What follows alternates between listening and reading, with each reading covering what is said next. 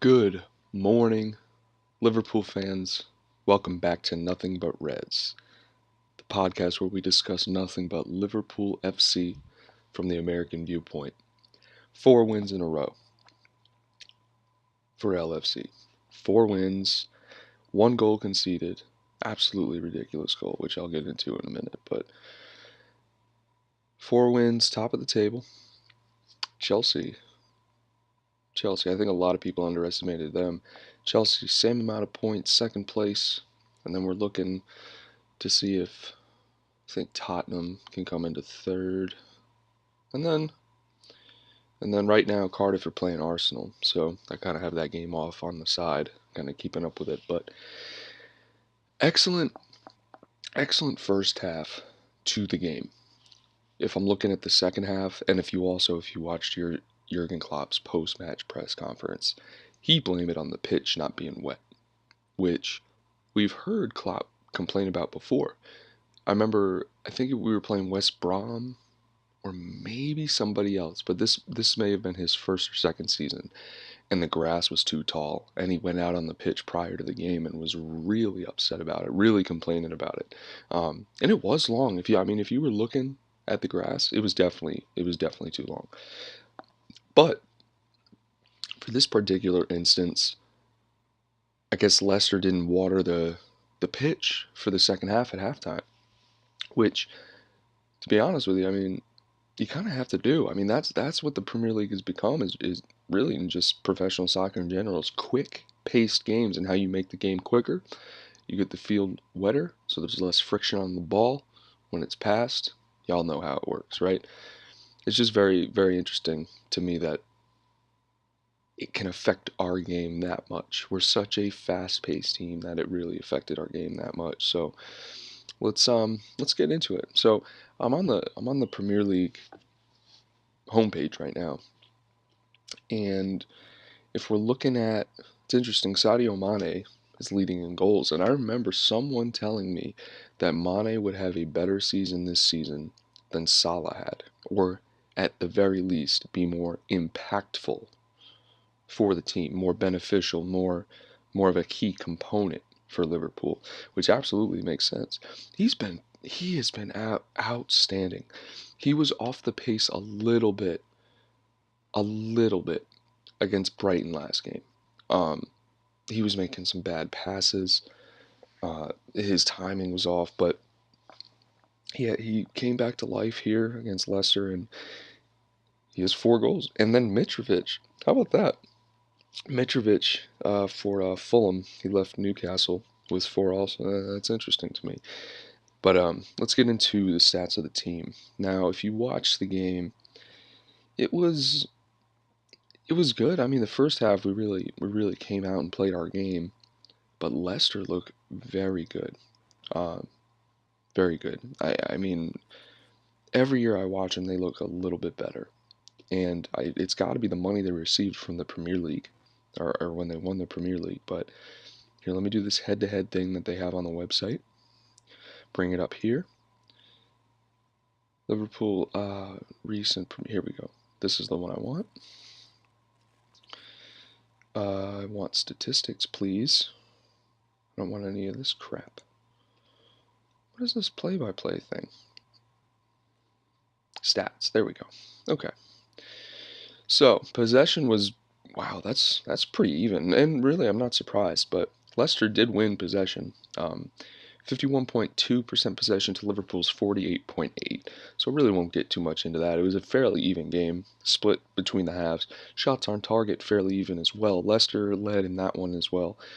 5 shots to 4, and then shots on target, excuse me, and then total shots, you're looking at Leicester's 12 to Liverpool's 10.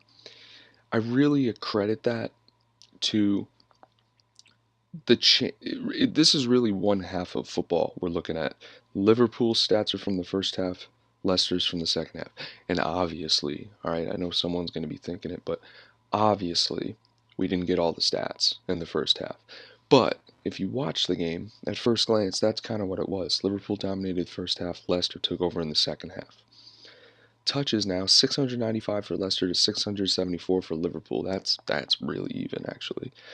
pass is almost dead even too. This is crazy. So 496 passes to 474. Tackles, 24 tackles for Leicester, 19 for Liverpool. Leicester aren't afraid to be physical. I think we saw that yesterday when Mane had that possible breakaway. Yeah, I think it was late in the first half. Maybe it was the second half. I can't. I think it may have been the second half. I can't quite remember. But I don't. We just started. We were like, all right, we have to play balls over the top because we couldn't pass between players. We just couldn't. The pace of the ball on the pitch wasn't quite there. Whether it was because of the pitch not being wet or whatever it was, we tried to play the ball over the top, and it may have been Maguire or Chilwell. I think it may have been Chilwell. Um, he pretty much just clotheslined my man Mane as he was trying to run, and he got a yellow for it. But personally, I was like, that's a clear path foul if you're talking NBA rules, right? I mean, but he had a clear path, and he was obviously going to beat Chilwell, and Chilwell just literally clotheslined him, and he got a yellow for it. But I don't know. Maybe I'm too soft. Who knows? Clearances, we got 26 for Leicester, 22 for Liverpool, fairly even. Corners, dead even, 4 and 4. Offsides, Liverpool at 2 offsides, Leicester with 3. So that's good. I mean, we've been getting less and less offsides, which is fine with me. Yellow cards, 2 for Liverpool, 3 for Leicester. Fouls conceded, 9 for Leicester, 12 for Liverpool. Overall, this game was pretty much dead even. All right. I want to talk about some of the things I noticed about individual players, specifically Alisson, which I'll get into. And this completely ties into what I said on my last podcast about him being overconfident and that being his only flaw, which is exactly what happened. Now, let's get into... that's not what I want.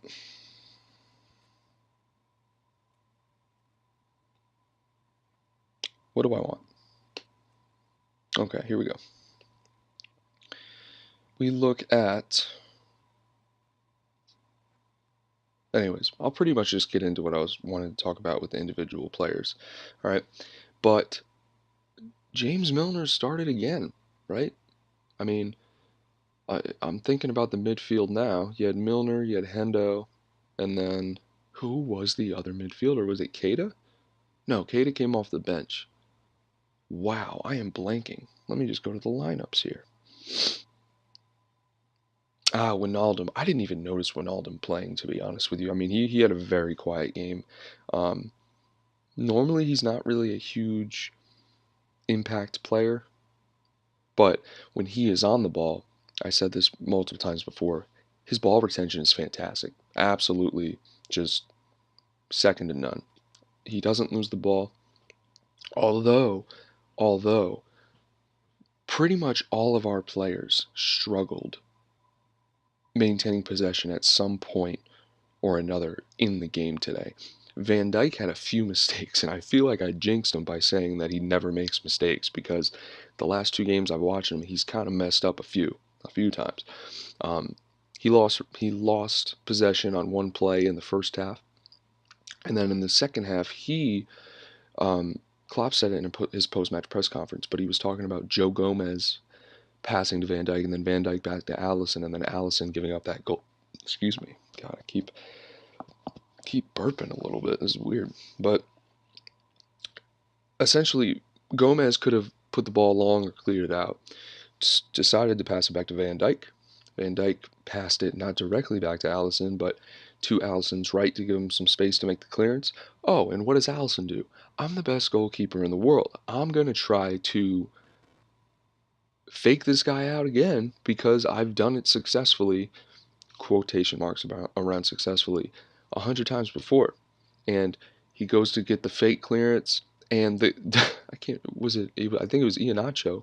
Iheanacho was like, "Are you serious?" Puts his foot down right in front of the ball. Alisson falls over, and then Iheanacho just passes it to, I can't remember who ended up scoring the goal. Maybe it was Maybe it was Christian Fuchs or freaking um, who's that other forward?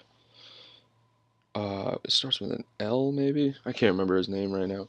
Um, this is terrible. I can't remember his name right now. Albrighton, not an L. Albrighton. I think Albrighton scored it. Oh, wait. Let me look it up because I'm right here. Let me see. Who scored the goal? Oh, Madison. Wait. This can't be right. Is it? No, this is absolutely right. So, oh, Gazal scored the goal. That's right. Okay. And I get, oh, James Madison assisted on it. Okay. James Madison. Interesting. So, yeah, I guess I got that completely wrong, but I'm pretty sure Iheanacho stopped it. At least that's what I remember. But I could be wrong. I could be wrong. And most likely I probably am wrong. But this is an opinionated podcast, right? So we can have some fun with it. Now, furthermore, Alisson, there's no problem with being a goalkeeper who can play, of which you can play with your feet. There's no problem with that, right? The problem arises when you consistently think you can fake out the pressing player with some sort of dribble move. You're a goalkeeper. You're working with your hands 95% of the maybe that's a great 90% of the time in practice. All right? Yes, instinctually maybe Alisson is good at with his feet, right? But actually, you can only get away with so much. You're a goalkeeper. Play it safe. Don't risk anything. You could have had 4 clean sheets in a row. And he recognized that he messed up, and I really don't think he'll make that mistake again. I think he's a professional to the point where it's not like Karius, where Karius just, after he makes mistakes, he's done, right? Alisson's the freaking man. He's an excellent goalkeeper, and he had great saves this past week. And he's just, I just think this is not a big deal. People have already forgot about it. There was a huge uproar, obviously, because it was the Champions League final when Karius made those mistakes. But Alisson, we won the game, so people aren't freaking out about it. What I am freaking out a little bit was how shaky we looked on the defensive end at points in the game. We, I really don't know if it's because of the pitch. I really don't know. I mean, Klopp knows his team better than mine, or better than mine, better than I do. So if he thinks it's the pitch, then it's the freaking pitch, right? I mean, I trust Klopp with my life. It was just interesting to me that Alisson would try that. So moving forward from that, because obviously I really don't think it'll happen again. Joe Gomez. I told y'all, this man looks like a mini Van Dyke, right? I don't know where Joe has been or why he has never played center back. Maybe it's because he was too young and inexperienced. Maybe it's because he had to get in the weight room and get a little bit stronger.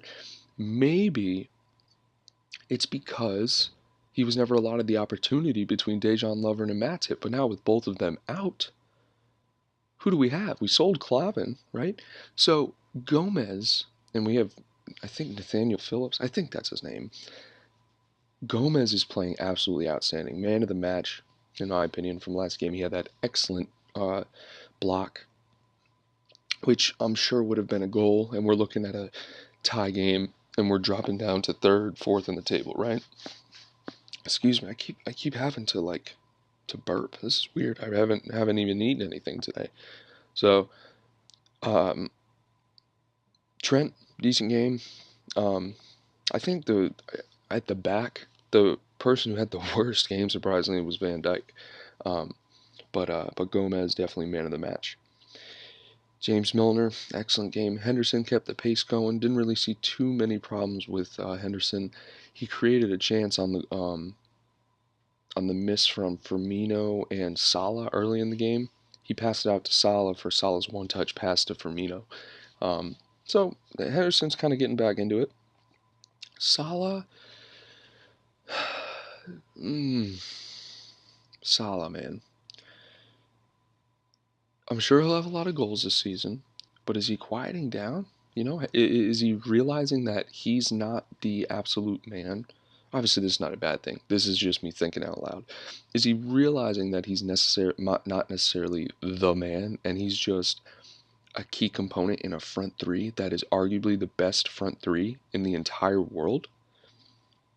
I mean, Mane is having a killer start to the season. Firmino finally got on the board with that beautiful header. In my opinion, he should have had 2 goals. He should have had the header and then the one that was saved um, by Schmeichel, and then followed up by Salah. And Salah couldn't finish. He went to the right of the post, but really good. I mean, I just think our front three are looking very good. And then how about Shaqiri getting a little PT? You know, little P. And for if any, for the off chance that anyone outside of the U.S. is listening to this, PT is playing time. Um, little cameo out there. He looked okay. I mean, he looked sprightly and he looked energetic as he always does. It's hard not to look that way when you're 5'7", but good. And then Matip got a little cameo as well. I didn't really notice too much. I think, to my knowledge, came on for Trent. Yeah, I think he came on for Trent. Um, which makes me think that Klopp's looking to rotate Trent and maybe not Gomez. Maybe what he'll do. No, I was gonna say maybe he'll bring Gomez back out to right back. He wouldn't do that. He wouldn't change it up. What I think he'd do is he would just not play Gomez altogether and he'd put Matip and Klein in. I think that's what he would do if he were to switch it out. But who knows? Maybe he'll put Klein and Gomez there. You never know. You never know. Matip, he's probably not up to full fitness yet, which is why he only played for like, I don't know, 15 minutes. I can't even remember when he was subbed on. But wait, I'm on the stats page, so let me see. Ooh, he was subbed on in the 89th minute. Look at me being all wrong. All right. So, it's crazy. Yeah, he's definitely not up to full fitness if he's only playing 4 minutes or 5 minutes. But yeah, yeah. Um, and then Keita got a little cameo as well. Um, maybe he needed a little bit of rest. I don't know why Klopp wouldn't have played him. I think the reason is from a defensive point of view. Keita's really attacking, and if you look at our first 3 games prior to this Leicester game, we had Brighton, we had West Ham, and then we had, well, who was the second game? West Ham, Brighton, and then Crystal Palace. So not necessarily the most attacking opposition. Maybe West Ham, you can make that argument. Um, but Crystal Palace as well. But for some reason, I see Keita as more of a box to box guy, but more of a threat at the attacking end of the field or in midfield, as in like at the halfway line. Defensively, obviously, he can make tackles, but I don't know. I just don't necessarily see him as that. So maybe that's why he did Henderson, Milner, and Wijnaldum, more defensive players. Um, and maybe that's why I didn't play because he knew Leicester was an attacking side. But I can't wait to see Adam Lallana, and I think Adam Lallana is one of my favorite players on this team. I think you have Adam Lallana, Firmino. These are my favorite players. Adam Lallana, not in order, but you got Adam Lallana, Firmino, Sturridge. I love Trent. Oh, I absolutely love Trent. Keita, I'm starting to like, and then and then Henderson. I mean, those are I have odd favorites. Except for Firmino, you can kind of understand that. But I can't wait to see Lallana get back in the lineup because you remember he was a game changer in Klopp's first and second season here. You remember the first season he wasn't here for the whole season; he was here for like maybe 70 or 80% of the year. But um, he he was an integral part. I think I may have just made that word up, but let's just keep going. I think he was an integral part of the success of our team that year. Referring to the year we went to the Europa League final. He signed that new 5-year deal after that season, or maybe during that season, and he's had some injury issues. He had that quad injury. I think he may have had a hamstring issue, maybe an ankle issue. He gets injured pretty frequently. and he's recovering. Maybe because he's all right. You look at a player from a medical standpoint. You look at a young player who gets injured between the ages of like 18 and 25, 26. Their bodies, especially male athletes, right? They have a lot of testosterone and a lot of additional hormones that are at their peak levels, which help them rebuild everything in their body, right? All those hormones are responsible for that. Not necessarily directly, but they definitely contribute to that. So they recover faster. Okay. Mindset has a lot to do with it. Work ethic and rehab, all that stuff. Your therapist, but once you get to a certain age, I think Lalana may be 29 or 30. Lalana's getting up there. And let me look because I'm on the site. Why not look? Let's see. Yes, 30 years old. Okay, and his birthday is the day before mine. That's so cool. All right. What else we got? Okay, so Lalana, when you get to a certain age, you don't recover from injuries the same way you do when you're young. Now, granted, it's a 5-year gap, and he's a professional athlete. He probably recovers from injuries a lot faster than the average person. But I'm just bringing up this point because he has been out for quite a while, and we haven't necessarily seen him at full fitness in a long time. So I'm maybe saying that's part of it. Maybe he's on the decline of his career. He's still an excellent player. Don't get me wrong. He's still one of my favorite players. His work ethic, his style of play, everything about him.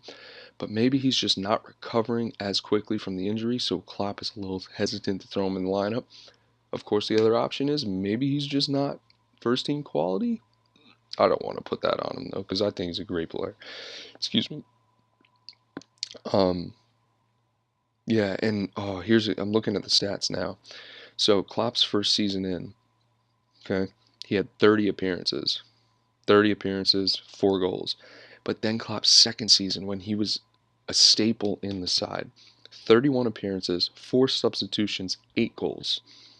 And then you go into the next season where he had, excuse me, hold on. Yeah, you go into the next season, which was last season.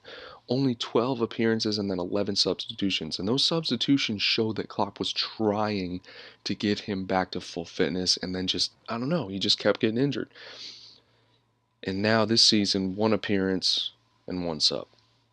So, it'll be interesting to see how he maneuvers his way back into the squad. Now, guys, I don't really have too much else to react to about the game. I'm just glad we got the 3 points. Now, going into this international break, we'll get back on just discussing Liverpool, not necessarily reacting to the matches. Hopefully, Steven will join me on another podcast. We do a video one. However, I am so nervous that a player is going to get injured because we start with the Champions League when we get back. And I would hate to have a key player injured over the international break because we know as Liverpool fans it has happened countless times before. Whether it's Mane, whether it was Matip, whether it was trying to think who else got injured over international breaks. Henderson with his plantar fasciitis, he always struggles with that. I'm trying to Klein has gotten injured before. You know where I'm going with this. So we'll just have to see. We'll just have to see. All we can do is wait. That's all we can do as fans is just wait. All right. I'm excited to get. I'm feeling really good about the podcast. I'm feeling like it's something that I can definitely contribute to every week now. At first, I just kind of want to try it out, but I feel like it's something good. I feel like I said, I'm a fan. I just really want to talk about Liverpool. That's it. I don't care who I'm talking to. I don't care if I'm recording myself. I really just want to talk about the club that I love. So, thanks y'all if you made it this far for listening. I appreciate it. All right. And I think that, no, I'm not going to say it. I just say that Liverpool, based on how they've started the season, I think they're aiming for the Premier League title, right? I don't know. I think that's their goal. And because every year it looked like we've had a goal. And first year of Klopp's reign, it was Europa League. Second year, we had qualified for the top 4 because we didn't have Champions League football. And I think we got to the league final that year, or maybe it was the league final, the Europa League year as well. Can't quite remember. We had Coutinho because I remember he scored a goal in the final. And then last year, it was to win the Champions League. I don't know if it was to win the Champions League, but it was to do well in the Champions League and remain in the top four. So it's going to be exciting, all, and I can't wait. Can't wait to see Liverpool play again. I hate these international breaks, but hope you all stay safe. All right, thanks for listening. It's been real. It's been fun, but you know it ain't been real fun. All right? Thanks for listening, y'all. Take care.